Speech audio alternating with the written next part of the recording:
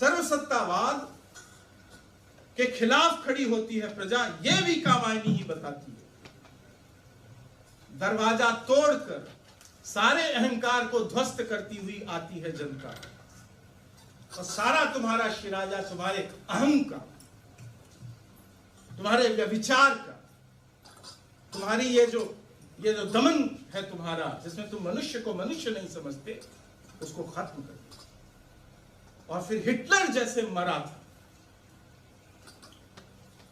Hitler की तरह वो मनु मर गया।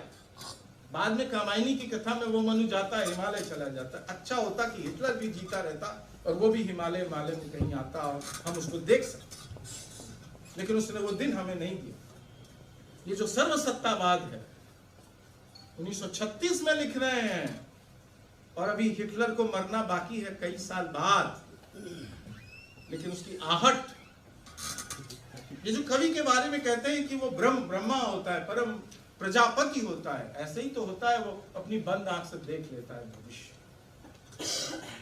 प्रसाद ने देख लिया कि ये पूंजीवाद जो लोकतंत्र बना रहा है, ऐसे लोकतंत्र यदि आएंगे, इस तरह के लोकतंत्र होंगे, तो फांसीवाद होगा, डिक्टेटरशिप होगी, और अपनी ही प्रजा के विरुद्ध राज्य खड़ा।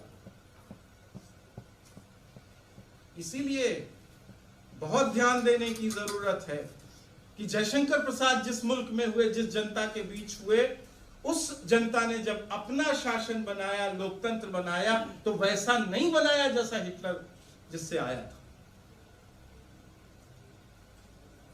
उपनिवेशवाद के पैरों तले दबी हुई दुनिया भर की जनता ने जिस लोकतंत्र का निर्माण किया, जिस राष्ट्रवाद का निर्माण किया, ये वो राष्ट्रवाद नहीं जो हिटलर का राष्ट्रवाद, एक भिन्न राष्ट्रवाद। तो ये सारी की सारी बातें इस बात से आगे बढ़ेंगी कि यदि आप ये माने कि जयशंकर प्रसाद परंपरा का पुनर्गायन नहीं कर रहे थे, वो अपने समय की सारी उलझनों को अपनी कविता में अपने ढंग से कह रहे थे, जैसे कि जायसी ने अपने ढंग से पद्मावत में कहा, वैसे ही जयशंकर प्रसाद अपने समय की सारी उलझनों को कह रहे थे